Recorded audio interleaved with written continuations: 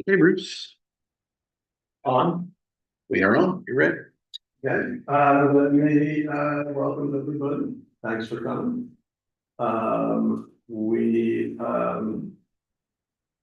This is, Mayor's Town Hall number two. Hopefully, beginning, some tradition of, probably quarterly, um, efforts to, continue the conversation, between, the mayor, and the Seabrokers. So I appreciate your coming out. Let me explain quickly how this will work. Um, I'll call on, if you have a question, a comment, raise your hand. I'll call on people to speak. Please try the best you can, to avoid, speech making. Let's try, questions are good. Comments are good. Suggestions, proposals, all good. Let's try to keep them short, and I'll try to keep, my responses short as well. So I think that's the way it should work. We'll go on for an hour, subject to what I'm about to say. Unlike last time, where we limited it totally, to, discussions initiated, from the audience. I do want to make a statement before we get in, with that process, and it may change what some of you, are thinking about saying. At the June, town hall, I'm thinking about 20 minutes of the 60, was devoted to comments, questions, discussion, involving Bodega Marina and, the vacant lands, the 17 acres of vacant land, next to it. At the time, there was really nothing going on with it. I spoke about, what had transpired in the year and a half, since I had become mayor. I spoke about having met with, the property owner, back in May of 2024.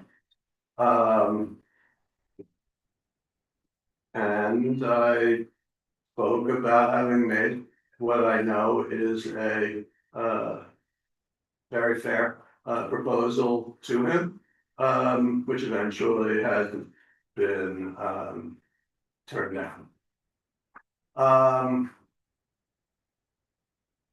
Well, that's changed. Shortly after that meeting, I did receive an email, from him.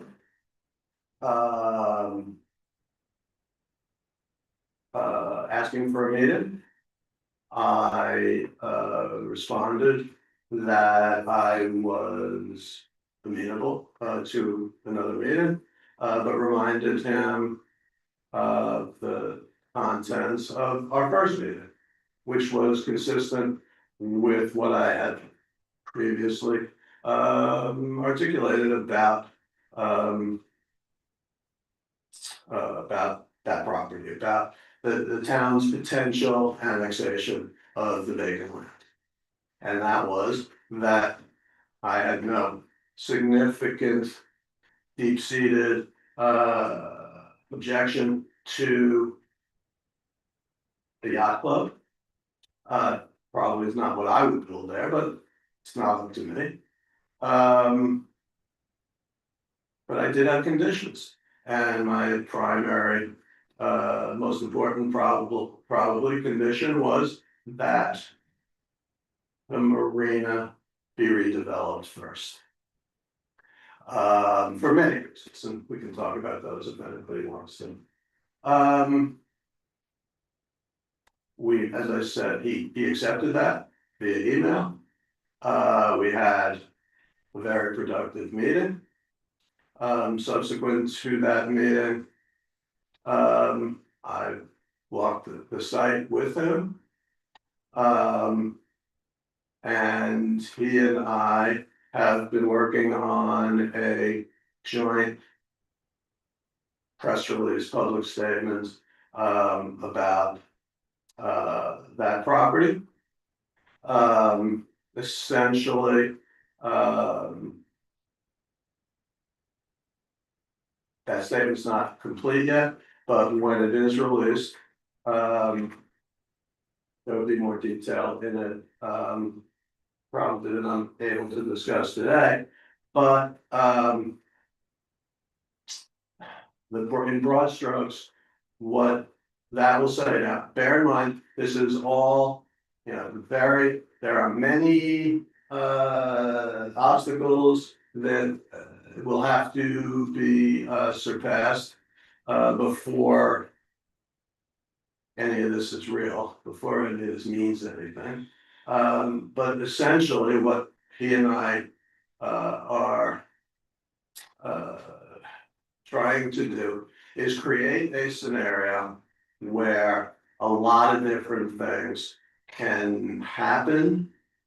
A lot of different constituencies can feel satisfied. And it's a little complicated, but broad strokes, what where we're at right now is essentially create one single property out of the two separate properties.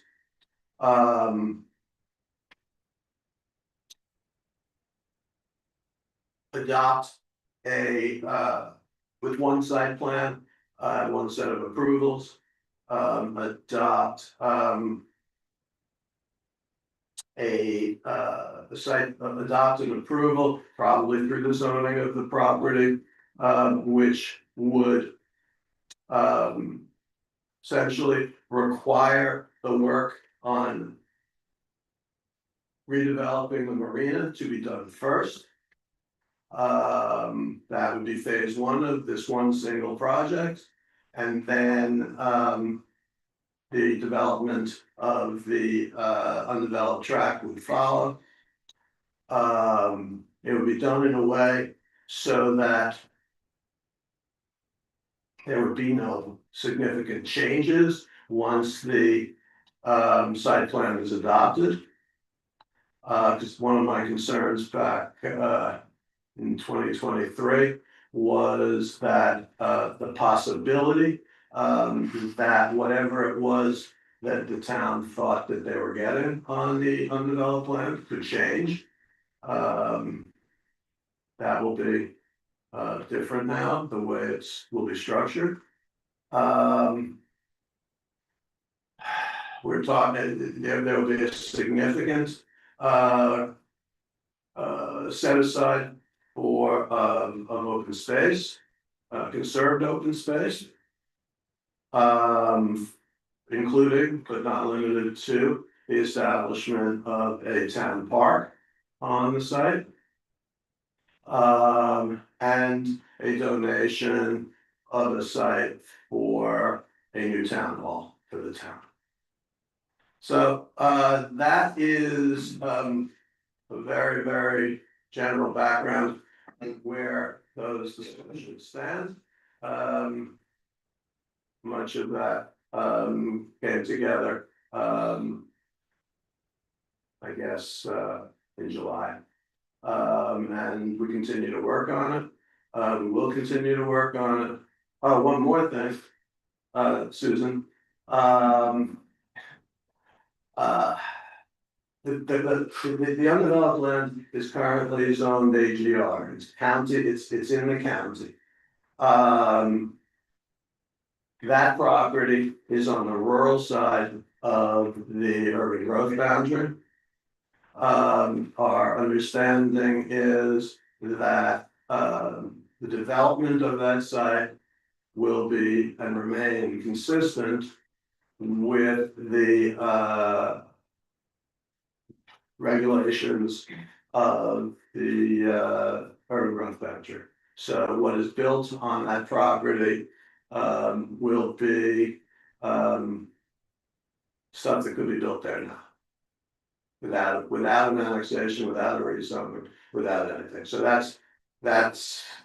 I apologize, I should have led with that. Okay, so that's what I got, that took longer than I anticipated, if we have to go on beyond 2 o'clock because of that, we will, because that was my fault, that was my time. Okay, so who wants to start with the question? Is the contact Mike Schuler? Is that the person you're talking to about the marina? Yes. Okay, thank you. Okay. There's gotta be more questions. I probably have several minutes that wants to jump in. No. One This is, is just. so identify yourself. Oh, yes, Susan McDonald, I live at 3061 Baywood Drive. We got- Kiowa publishes a monthly safety report, their town. I'm gonna give you a copy of it. I think it's a nice document to go out. And we don't necessarily have the same categories as they do, but maybe it's something that could be considered for our safety and maybe a tag team with Tyler Newman about violations and things. I think that might cut down on some of the stuff that goes on next door in terms of, oh, you know, we're a high crime area. We're not really a high crime area, but that would allow some of that, you know, all the gossip that goes on to be cut down, because we publish something like that showing these are the crime statistics on our island, very low, not much, beach violations, this, that, the next thing. And it just seems something that they do on a monthly basis, and a very simple document that goes out to people on there. That's a good idea. I pass it over to Joe. 2 points, I guess I'd make one. Tyler actually verbally delivers that information every month at council meetings. That's 1, and 2. I'm not sure dogs off leash amount to a crime wave. But yeah, I hear you. I will say though, on our street, we had 2 people taken out in handcuffs from a rental property this summer. And no one seems to know anything about what went on there. I can't begin to speculate what the sheriff was there and took 2 gentlemen out in handcuffs. So it'd be nice to know that if there wasn't any crime like that, that of course they don't use names or anything like that, they just report. I mean, they're missing people and everything, you know, is much larger, so they have more things, and we don't fall into every category, and we would have our own categories on there, but it would be nice to know, if there was crime, and I think it would shut down some of the stuff that goes on about the gate, and well, you know, you don't have jurisdiction at the gate, and I don't think there are many. I don't think the sheriff is out here taking as many people on Cedar Path Road, but PO has a much longer parkway that where they can take people. But just a suggestion. Yes, that's a good suggestion. Thank you. Do you want my next thing? Sure, I'd like to give someone else an opportunity. Last time, I'll tell you. Joy, you were here last time. They were jumping out of their chairs looking to ask questions, right? Karen? I knew you were gonna call me something in school. No, that's all it is. Nothing? I have a lot, but. Do we have anyone? Do we know, is there anyone on, I have a comment, and sure. my name's Peter Dill. I've been here for about 3 years. Love it here. I am an LSV owner. And I do believe there can be safety concerns with LSVs. I believe it applies to the entire island, not just outside the gate. I've heard some discussion and comments about the problem of the LSVs outside the gate. I plugged it in the computer, it takes about 30 seconds longer to travel the 35 mile-an-hour zone to get to Freshfields. Of course, if the car is traveling faster than 35 miles an hour, it takes less, less time than 30 seconds. So I think that discussion sounds like a solution in search of a problem. But I do believe safety can be an issue with LSVs. I've learned that personally with myself. But when children that should be in car seats aren't in car seats on LSVs, that's definitely a safety issue. And not seatbelt can be a problem as well. My wife fell out of our golf cart and broke her wrist. So safety can be a problem with LSVs, but I believe it applies to the entire island. But the thing outside the gate, to me, that's 30, I think we all have 30 seconds in our lives. I hope we all have 30 seconds. And that's all I had. So Peter, right? Yes, So the gist of your comment is that, the town should take no action on, I don't even know how to characterize it, regulating LSVs on Seabrook Island Road, is that? well, I think LSVs are already regulated by the state. And I think that's sufficient. That's fair. But the time it takes, I mean, if that's the problem, because people don't want to go 25. And it takes 30 seconds longer, that doesn't seem to be a problem to me, but that's just me. So, yeah, I think that there's many different perspectives about LSVs and I've asked our public safety committee to address it, figure out really if there's a problem, and if so, what that problem is. And make recommendations to council once they've completed that process. Okay, yes. Patrick Faulkner, I live across the way in Saltmark. And I agree with step one should be, what problem are we trying to solve with the LSVs? Before people jump in with all of these proposed solutions. First, is there a problem? I think Mary Ann Conley spoke at the last safety committee. And I think she had some very measured, sensible approach. We'll start there. Great. Yeah. I know I started with my seatbelt since this discussion began. Okay, so And another, I've counseled my other friends, so that's a good thing. LSC owner. There's a bunch of us, 500. Anyone else? Just a quick look. Anybody else here on an LSC? Yes, okay. I ride on a bicycle with hands. So if we're gonna, never mind, I won't offer that. Any, next question. Comment. Could you give us an update? Well, now you gotta give your name. If you're Michael. talking, Mike, you have to identify us. Michael Morris.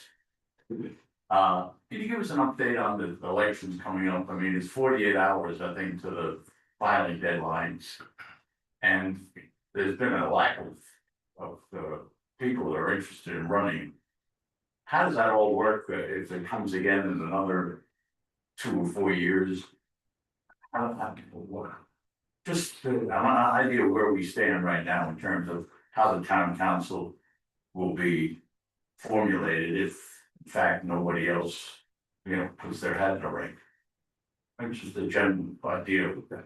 So, yeah, I don't think I can speak to all of that. I definitely don't want to speak to, hypothetical, as to what would happen if, I would point out a few facts. It's not really, for us, for the town of Seabrook Island, it's not all that unusual that, what day is today? Wednesday? Wednesday? 2 days before the election, there are still I guess half there are half as many people who have filed as there are seats. That's not, it's really not that unusual. 2 years ago, when we had, I'm speaking somewhat from memory now. Joe, if you know these, you can jump in if I say I'm wrong. I think 2 years ago, and 2 years ago, 2023 election was very unusual for the town. So we had an unusual number of candidates, the whole thing, very, very, very different. There were 10 total candidates on the ballot. I believe 7 of the 10 filed in the last week. At least 2 of them filed on the last day. Maybe it was even 3. And several filed on the second day before, yeah. So the fact that right now, we've got fewer filed candidates than we do positions, it's not unusual, I don't think, and I don't think it's hand-wringing time either. Some fun. We'll Figure 48 hours. see, Yeah. we'll see in a couple of days. I think that. If that were to occur. State law would address, what to do about it. Thank you.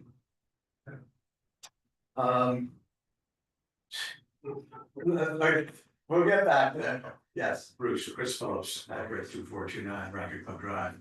A simple question is regarding our new to be soon neighbor at Seafields. Has anything been in the works for them to mitigate all the flooding that goes on their road, on their entryway, and of course on the bike path, and it's a mess. And plus now that they've basically paved over the entire site, there's no water going down anywhere except those areas, and so what if we have any recourse against that? Yeah. Yes, it's a mess, I agree with that.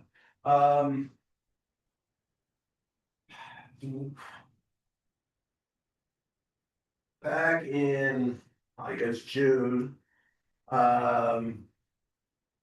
We had a meeting with their team to discuss these issues. It was attended on their side by their the executive director. Several of their construction people, it's their corporate construction people, and also by the general contractor. They had they're pretty elaborate drainage plans. Some of which they were scheduled to start implementing soon after that. Now, of course, the paving of as much as they've paved. And the fact that it doesn't appear that much of the drainage plan is yet operational has led to what you're describing. They did persuade me at that meeting that they were sincere in their intention to be good neighbors. The rain we've had over the last 2 weeks, you know, it was so severe. It would be shocking if there weren't problems, but I think, you know, the fact is that the drainage plans just haven't been fully operational, or or maybe even though the engineers have passed on it, maybe it's, maybe the plan's not adequate. We'll find out. But I did, as I said, I was convinced that they seriously do intend to be good neighbors. And I think that we'll continue, our dialogue with them. And I think, I don't think they are satisfied with the situation right now. I think that, that's their access to their facility. It looks pretty bad. So I don't think they're satisfied, and I do think that they will, continue to take steps towards it. Now, you know, their property's up here, and our road is down here. Gravity, you know, I wasn't good in science as a student, but I know that water flows downhill, and, I don't know how many storm drains they possibly could need, but that's an engineer's job. It's really. Can they put any storm drains? Yes, there.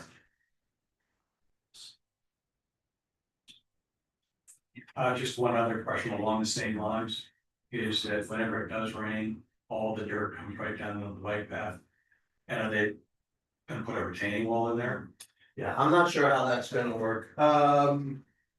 But certainly during the construction, the temporary drainage measures that they had installed just didn't work.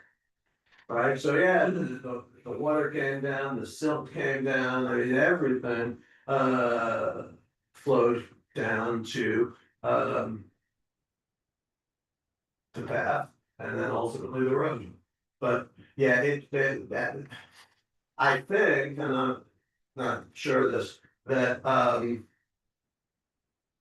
said this the last time and I never followed up on it. There's some wall, but I don't think it's for that purpose.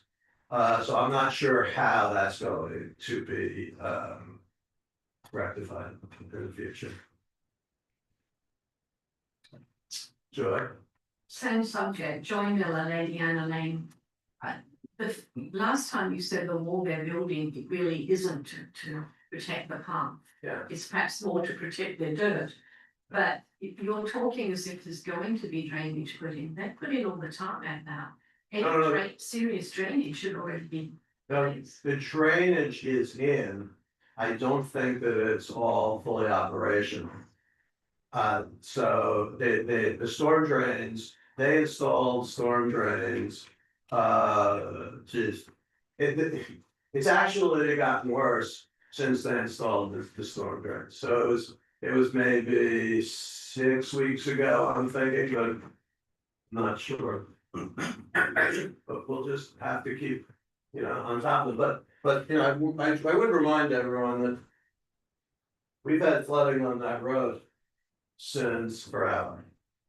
And it's definitely, it stands to reason that, putting a building over there, and putting in all of the, blacktop, is not gonna help.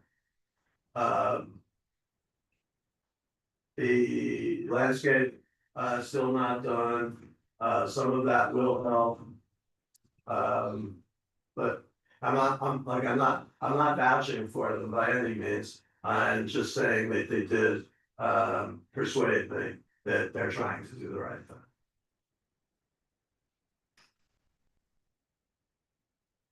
thing. Okay, let's go to Susan again. My question involves the urban growth boundary, and as you know, I've written to everyone on council, I came and spoke last time. And I'm wondering where we stand, and you touched upon the property that is now being looked at for annexation.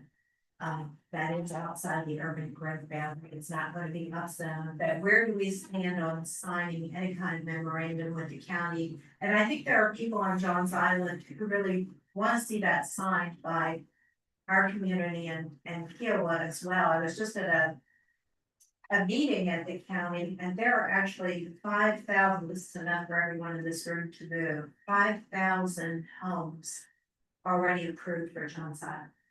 So they don't have to come before the county. There's flooding all over Johns Island. Our roads are totally inadequate.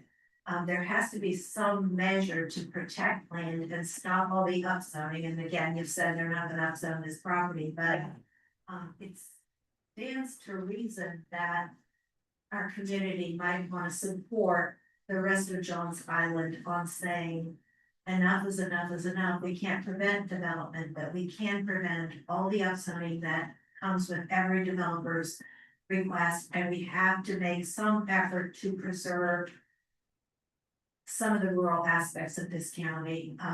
Already with 5,000 homes going, it's too late, like.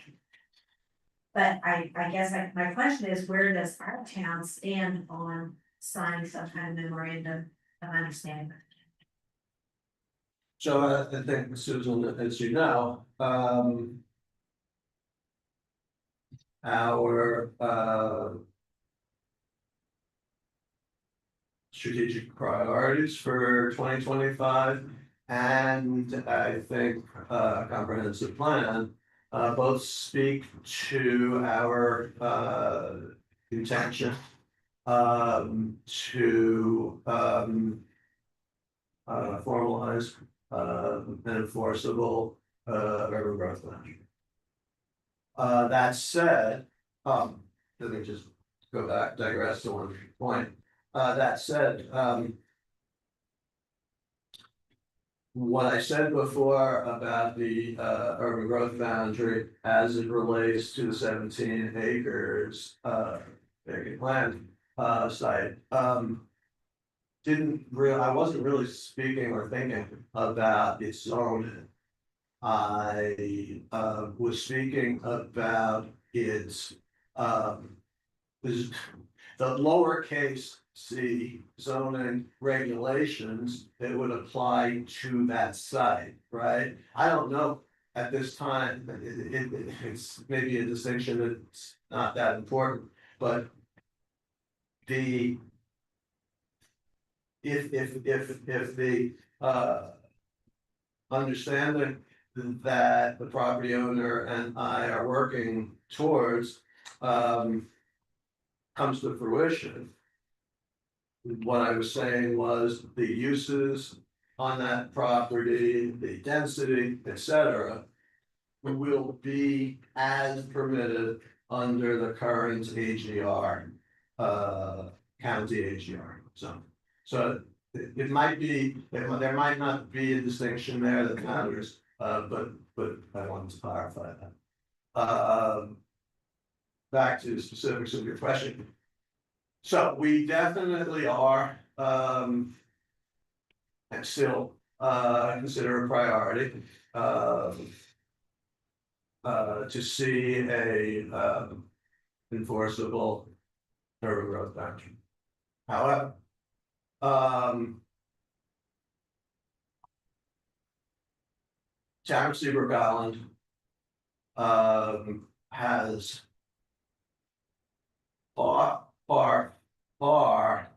less impact on that goal than do any of our neighbors, specifically Kiowa and the county.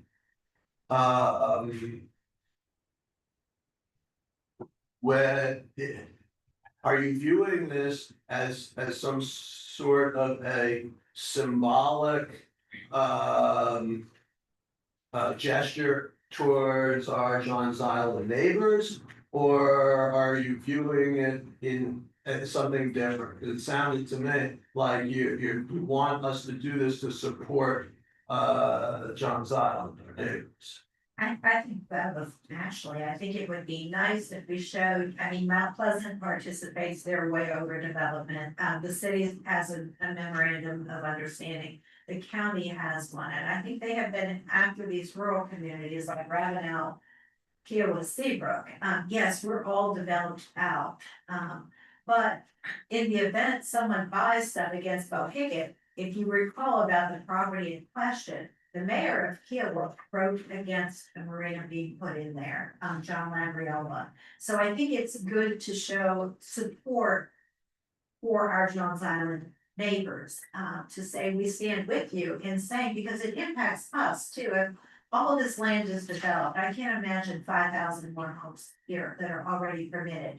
It impacts our traffic, it impacts our drain. I mean, drainage out here consists of a ditch on the side of the road. We have no infrastructure.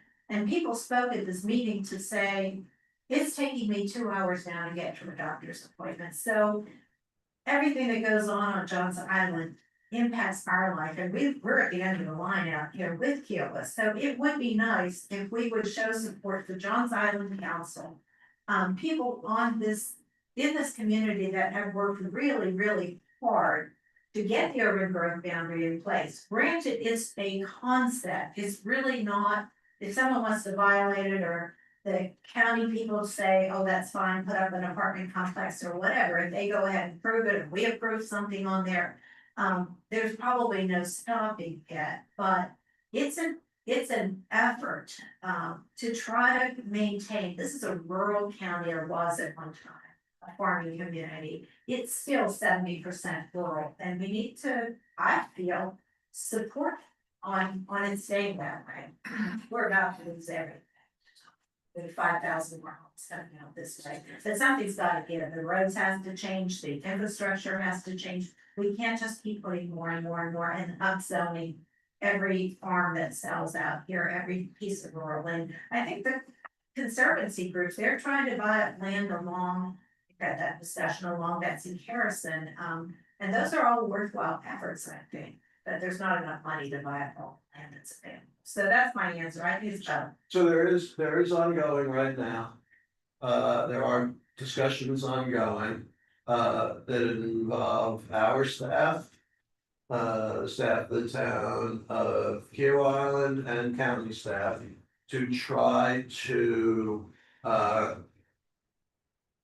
to lead to a binding agreement that the three, entities, can sign.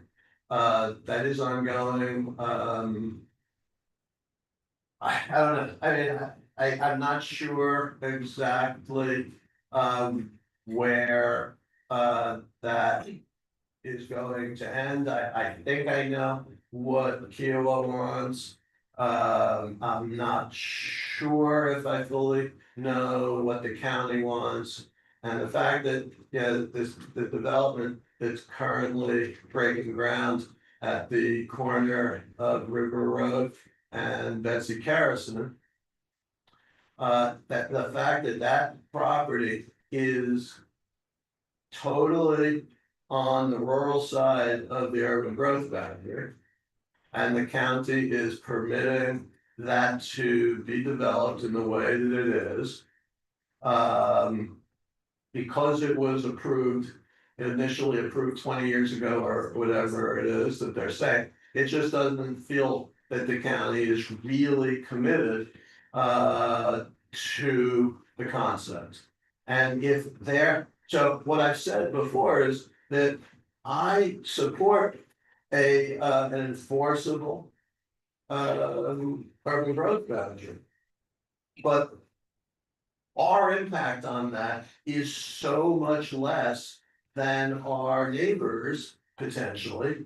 And I'm not, I don't believe that we should be the first ones to sign something that arguably obligates us until our neighbors who have a much bigger stake in it have at least shown that they're going to not only sign it, but abide by it. We're talking about you, No, I'm talking about our neighbors, our neighbors with Kiowa. our neighbors.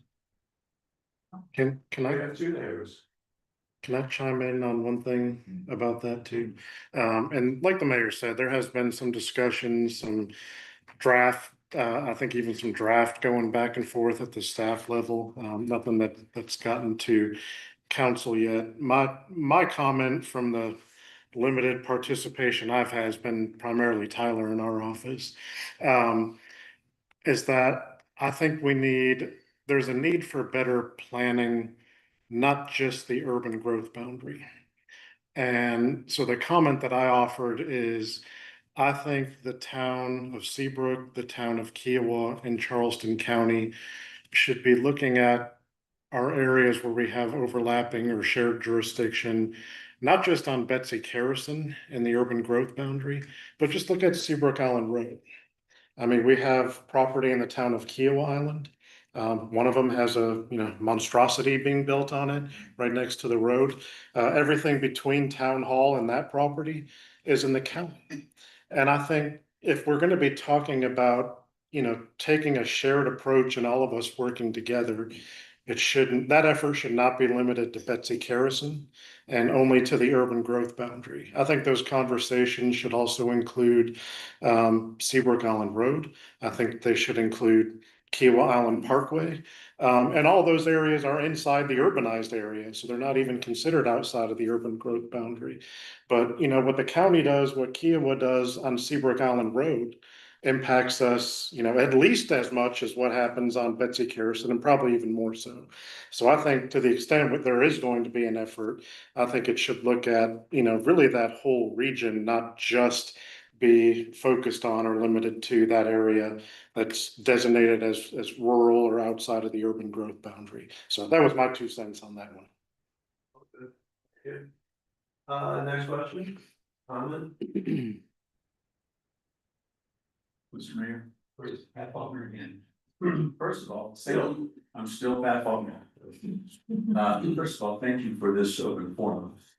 Very courageous of you, Sandy. Not at all. Not at all. You Look, I'm like trying to drag questions out of the past. Back to the discussion about seed fields. Yes. It's really just a civil engineering study.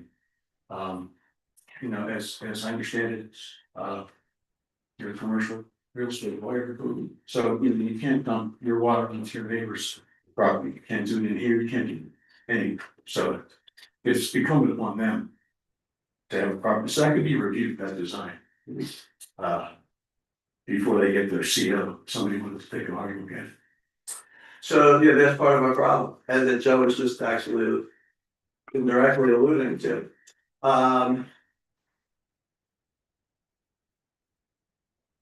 What you just said assumes that the jurisdiction that is issuing the CO, which is not us, is committed to addressing that potential defect for the benefit of the town of Seabrook Island. I don't know that to be the case. I don't know it not to be the case, but that does assume that. And I would just throw out there that the town of Kiowa Island and Seafields have a much closer relationship than does the town of Kiowa Island and the town of Seabrook Island. I think they're under tremendous pressure to do whatever it takes to enable Seafields to operate. So acknowledging your point, it's very understandable, but they still have to abide by the statutes. I mean, DHEC has to abide by their charter, the building commission has to. They still understand that the willingness to cooperate, but that doesn't mean they should be able to do what they want inside the building. Agreed. And there's a way for us to communicate with DHEC and others regarding. Agreed. It's not a mystery how to control that water. Agreed. Okay. I understand. And I'm happy to help. Now you mentioned it. Yes.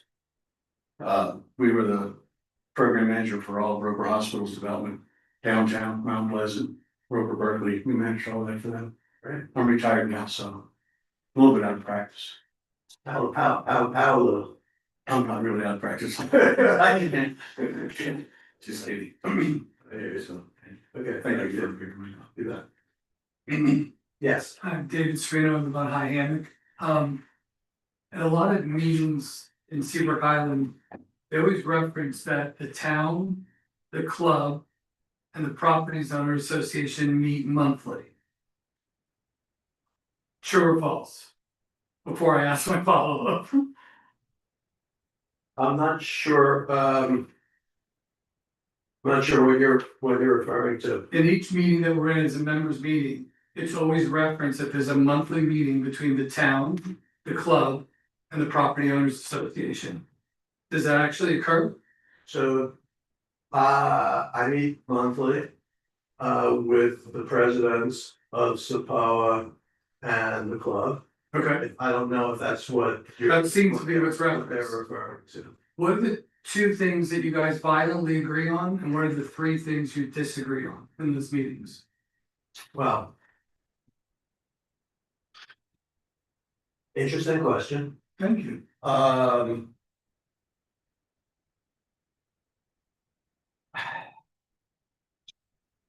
Those meetings are really not intended for us to tell each other how their organization should be run. We talk about each of us talks about what's going on at that time. And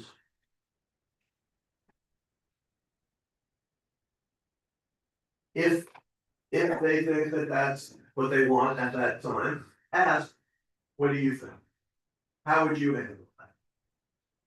But no, I can't, in a year and 7 months, 8 months, I can't remember one even opportunity for an argument, because that's really not what we're trying to do. We're trying to understand the landscape that each of the others is operating in. And try to support each other, not really be critics of each other. So there hasn't been any violent disagreements. I don't think there's been any disagreements. Now, do I hear what each of them, is doing, saying, and always agree? Of course not, and I'm sure they don't with me either. But that's not what we want to do. And it's just good, the benefit of that, of being in close contact like that, is that when, first of all, it enables the organizations to work together collaboratively. And it also, if something's about to happen that might be negative, we've always given each other a heads up on that. So I'm sorry to disappoint and not answer your question, but it just doesn't work that way for us. Sounds effective. That's a sarcastic statement. It's not. I mean, it's a meeting in companies I would run that I would say, stop the meeting. Well, It's not worth the rhythm. So, but we're not, so the thing is, I'm not running a company. I'm the mayor of the town. And I have no authority over how they run their entity. And they have none over how I run mine. And if I want their advice, that's fine, but it doesn't go beyond that.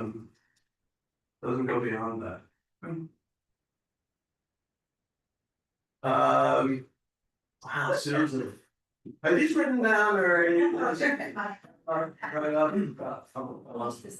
And Joe, this may be a question for you. When I was at. No questions for Joe.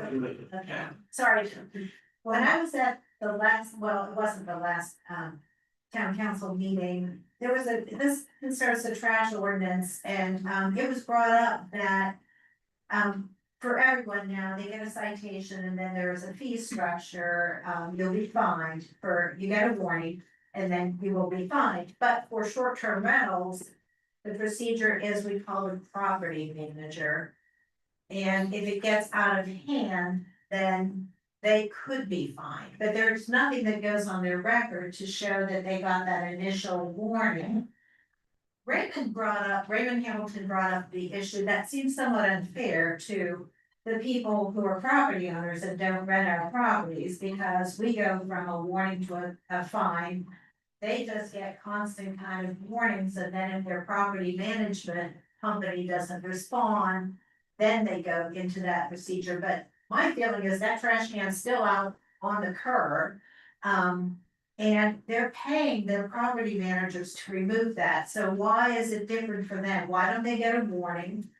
And then a fine, and then they can hash it out with their property manager saying, I pay you to remove my trash can from my property. You didn't do your job, so I expect you to pay the $50. I'm not paying it because that's what I'm paying you for. It just, Raymond raised the issue, it didn't seem fair. There was a long explanation. I didn't quite follow the explanation, so maybe you can clarify why we have this dual system for the people who live here full-time, part-time, and those people who rent.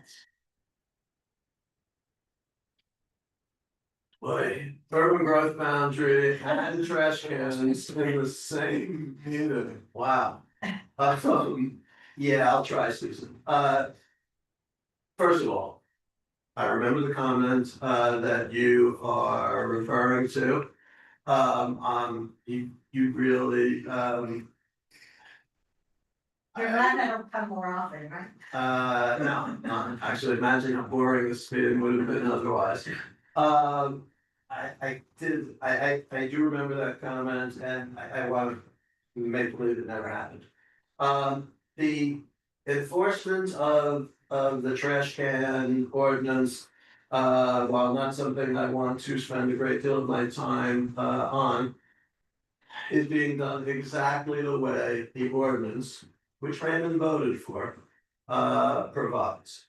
If, as you said, the goal is to get the trash can off the street, right? Then not calling the property manager, calling the 24-hour contact for a rental property and giving them 2 hours to get the trash can put away. That is far, far more likely and virtually 100% response rate there, not quite, but virtually 100% response rate where they come within the 2 hours and the trash can is properly stored away. Whereas for someone who is not a renter and they first get a warning, the warning might sit there for days, trash can's still there. It's a whole different dynamic. Because on rentals, there is someone to call who you can get pretty fast response from. If there were a way, if this is being facetious, of course, but if owners who don't rent were giving the town a 24-hour contact, then everybody could have that, but there isn't.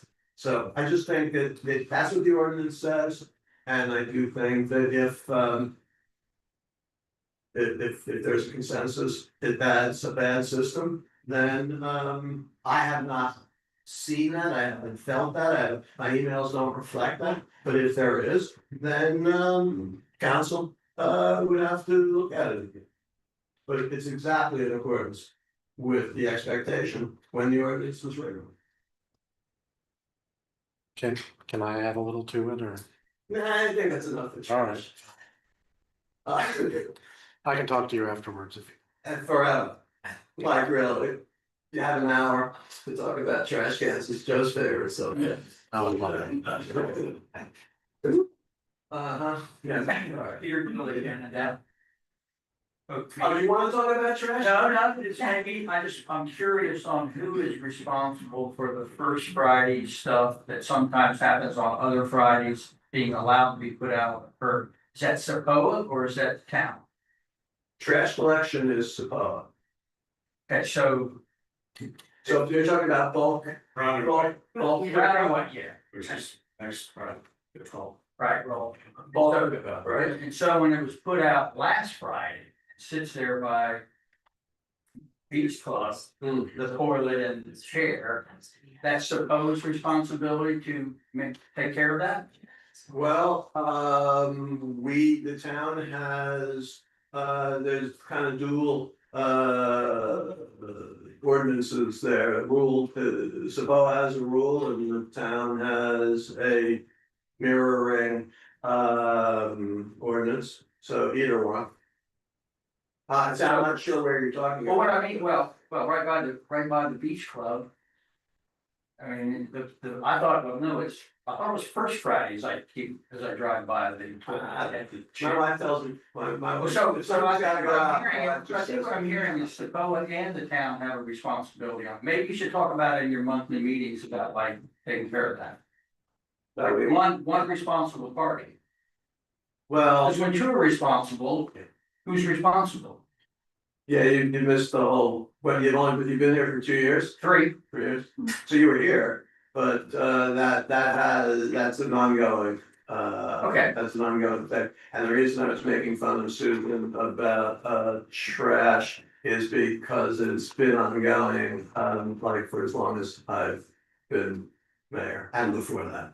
So. I was just curious on the responsible party, it sounds like. There is a town ordinance. Thank you for the clarification, I don't need to be chastised for not coming 2 years ago to a meeting, thank you. No, it was way more than a minute, yeah, it was pretty pervasive. But I wasn't chastised. Can I just ask comment Yes, to sure. Roy Miller again? And it's very kind of you to say that Kiowa wants to be a good neighbour, but I think often what they say and what they do are two different things. We wouldn't have a Seafields the height we have, on the scale we have, if they were good neighbours. And I think if they want to change the urban growth boundary and Mike Schuler sold that land to Kiowa, it would be something we don't want in 2 seconds. So I think it really behooves us, and I'm pleased to hear that you're in conversation for Seabrook to retain an interest in that. So I, just so you know, Joe, I didn't say that I thought Kiowa was a good neighbor. I said, You said I they want thought to see it. Seafields wants to be, a good neighbor. And I think that, I spoke at length at the last town hall about my feelings about the, design and construction of Seafields, there. And I mean, I totally agree with you. I'm Johnny Garman, been here about 2 years, live across from the lake house. Also on the slope over Bohicket. The building that's just north of Anvil Bluff Road over to the left, is that part of Bohicket as well, or is that a standalone property? That's owned by the city. You gotta help me north. When you know where you turn in left to go in Bohicket, there's a building to the right that's been abandoned for a while. The one on the left that Sapoa has taken over, That's Kiowa. is that Kiowa? I was wondering, was that part of the Bohicket project, if that was standalone, or who owns that? Kiowa. Oh, you're talking about the old. St. John's. Yeah, The old pizza place, yeah, the old brown building, Yeah, no, that's not part of it at all. that would be outside of. It is in our town It's limit. in the town of Seabrook Island, Right, but it's not owned by, the same people that own the marina. I think it's owned by Atlantic, isn't it? No, yeah, it's not, it is separate. Yeah, it's owned by Atlantic Development. is there any plans for development? Well, MUSC was going to go there, Right. they needed a second egress, which I believe can marina people said no. So that's why they moved over the other side. Right, right, but since then, there's been no other plans for. Not to our knowledge, no. All right, anybody have anything else? Well, it is 2:00. Thank you again for coming, I appreciate it. And we'll do it again in probably 3 months or so. All right, Thank you. thank you. Thank you.